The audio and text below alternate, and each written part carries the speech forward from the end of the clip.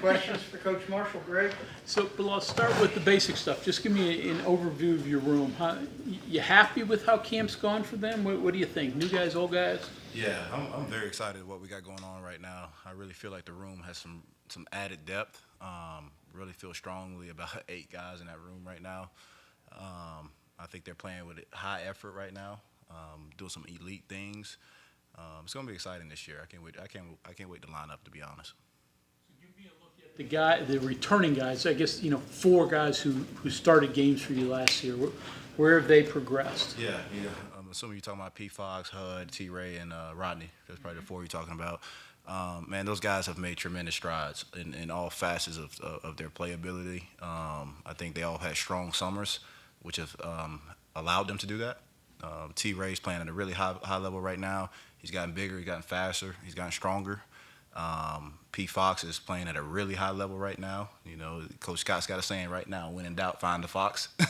And just this is the way he's been playing. He's just so reliable. As I made the joke last year about the Honda Accord, but he is what he is. Hud is playing at a high level right now as well, and high effort, and is winning versus man at a high rate. Making some competitive catches, and Rodney, in the spring I told you guys that he wasn't where I wanted him as a route runner right now, and he has made significant strides in that realm. And I'm really excited for those 4 guys, and but it's a testament to the work that they put in. A lot of times, coaches try to take a lot of the credit, but man, those guys worked all summer, and they're starting to see the fruits of their labor. I was around for the end of practice, and some of those red zone catches, that's just great coaching, right? Yeah, no doubt. Yeah, great coaching. Yeah, but no, I mean, Jay Braid, man, he went and made something today. It was just awesome. Some really competitive catches. Just shows his athleticism.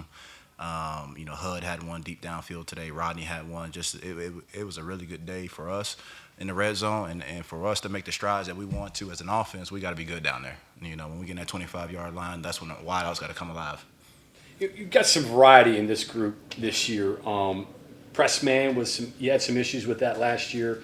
Do you think you've got that taken care of with what you brought in and what the guys coming back have done since then? Yeah, I think part of it was, man, you look at it, man, and when we really got rolling last year, we were playing with 3 freshmen last year, and in Devon, those are the guys we were mainly playing with, and those guys were just weren't strong enough at that time, and they had the movement skills, but they weren't strong enough to combat. Now they got it, so now I'm excited to see, like, hey, come press us. I can't wait to see what happens. Talk about the transfers. 2 guys, Bray and Justin. Yeah, obviously Jay Bray's been here since the spring, and he's doing a phenomenal job. And he only started playing football, if I'm not mistaken, as a junior in high school. So it's still a lot of newness to it for him to learn how to play the position. But he's just a freak athlete, and the kid. One thing I love about the man, I try not to say kid. I love about the man is that he just plays so hard every snap, and he really lays it down on the line for his guys. And you can cover up a lot of things. You just play with high effort, man. And he's a pleasure to be around all the time. He's just always happy. I've never seen him in a bad mood. Really great addition. Justin Robinson, obviously he got here this summer. Really big target, very long, big body, 218 pounds. His biggest thing right now is just learning how to strain through some things and play hard and play to the standard of our room, because our guys, if you turn on the tape, and those 4 guys that played last year, they play really hard, and that's the standard in his room. And if he learns how to do that, man, he'll be a really good player because he's got all the skill sets. He can run. He's got great ball skills. He's strong. It's just we got to get that extra from him, and and it's my job to make sure I get that out of him. On Rodney, he's obviously a conversation about him getting some snaps on defense and things like that as well. How do you manage that for him? He's trying to take another step in the receiver room, but he's also handling another side of the field and that workload that's kind of new to him. And where's his progression now as a receiver for you? Yeah, well, the thing about Rod is he's an athlete, and you can only do this if you're an athlete. And he does some natural things on defense, which is allowing him to do that. But he knows the offense, and because it's his second year in the offense, it's not something where you're trying to teach somebody brand new how to do this, like he knows what to do. Like, hey, Rod, this is what you got. You good? Yep, I'm good, coach. Go play. For defense, it's a little bit more learning curve, but he can handle it from a mental standpoint because he is smart and he is competitive. And when you got a guy like that, you can do whatever you want to do. You mentioned the returners. You mentioned the transfer guys. You got 2 freshmen, 18 and 11. They're right in there. What's made them get in the mix and consider playing them? Yeah, well, the thing about I start with Brandon Raymond first. Brandon, comes from a really highly rated high school, and they do things the right way there, and they have a really good developmental program. And so coming into college, same thing with Josiah Trotter. They know how to practice like college players already. They know how to play hard. Like I don't have to tell Brandon go. Like he knows how to play hard. For him, it's just a learning curve of learning the offense. Still learning some things how to play receiver at a collegiate level, but he's going to be a really good player in the future. I can see it. Right, I can see it in him right now. He has the skill set to do it, and I like where he's at right now. It'll be interesting to see how this thing unfolds throughout the year, but he is competing every single day, which I'm excited about. And then Day, obviously you guys have seen his tape, and he's very electric. He can stop on a dime and leave you 2 nickels. You know what I mean? And then that's what's so excited about him is just that when he gets the ball in his hands, like just hold your breath, because he's going to make the first person miss. For him, he's just, he's really good with the ball in the skill, and he got good skill set. What he's got to become is got to become a cleaner route runner. And I think just sometimes he wants to make so many moves that he trips himself up sometimes. And I'm never going to take away his creativity because a lot of people, like 99% of the people that have walked through these buildings don't have the creativity he has. I'm not going to take that away, but he's got to know when to and when not to. Just situational football, but he's going to be a really good player as well. I'm excited about both those freshmen. How about going north and south? Does he do Yeah, that? yeah, he can run. He can run. Once he can open that thing up, he can go. He can go. So we're very excited about him. His biggest thing, and we told him in high school, he's gonna learn how he got to eat, he got to lift, got to get bigger. But and then that's when he'll really come into his own. So that was the 8 then. We've covered the 8 that you mentioned that you really like right now? Yeah, probably the person that we probably haven't mentioned right now is Jarrell Williams. And Jarrell, he does a really good job of being versatile.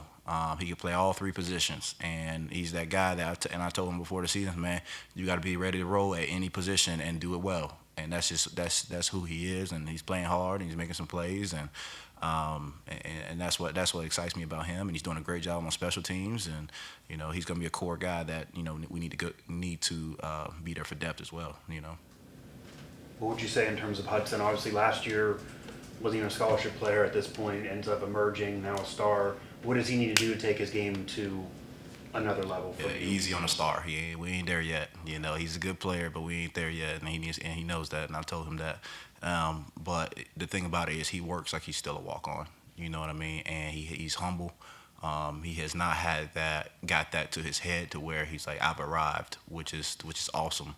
And he's worked, and because the thing about Hud is that he was just a football player in high school. He was just an athlete, right?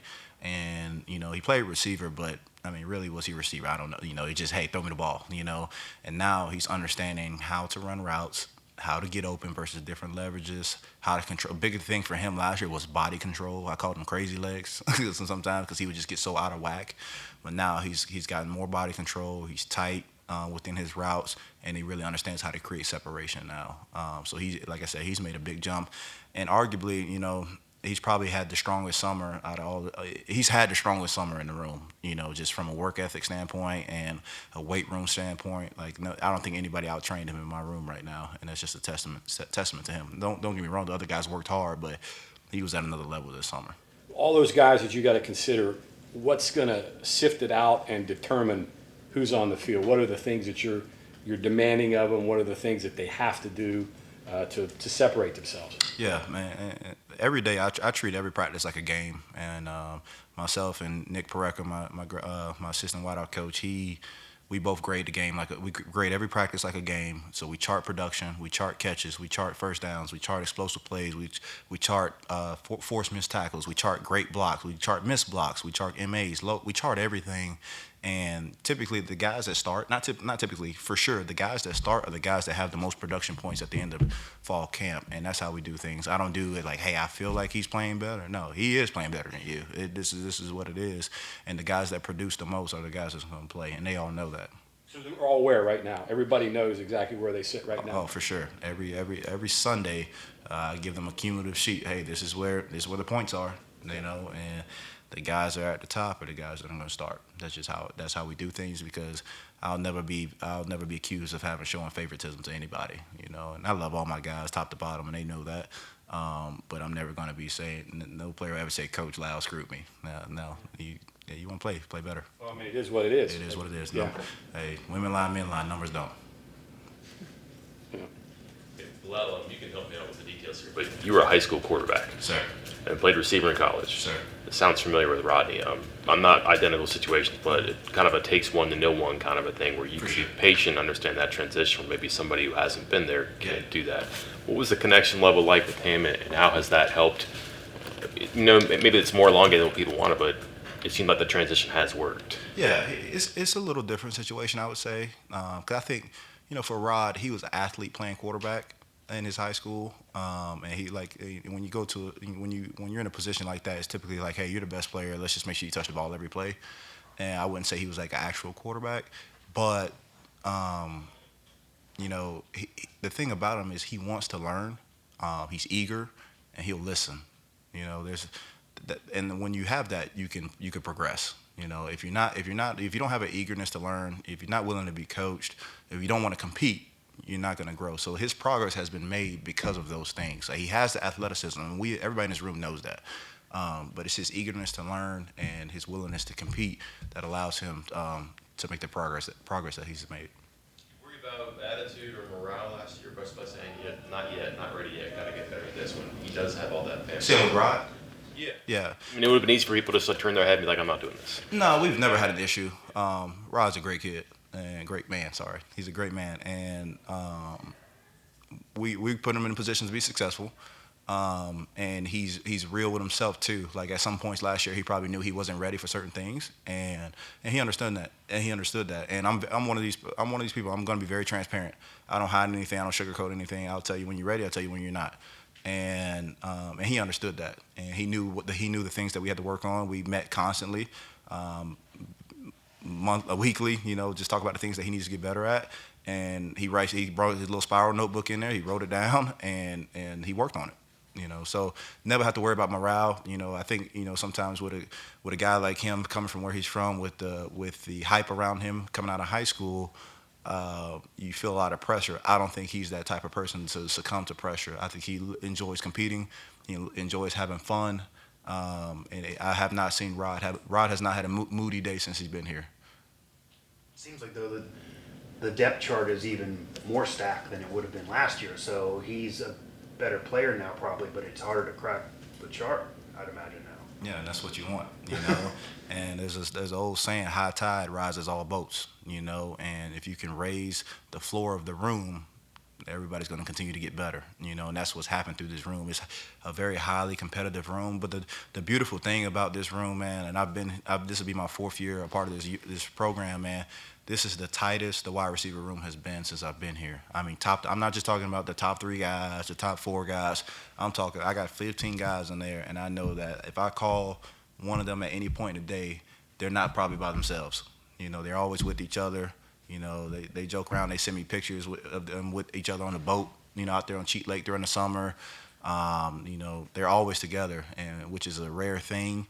And they're not selfish. Obviously, everybody wants the ball, but they really and truly root for each other. Like, when they score touchdowns, my guys are the first ones to go celebrate with them.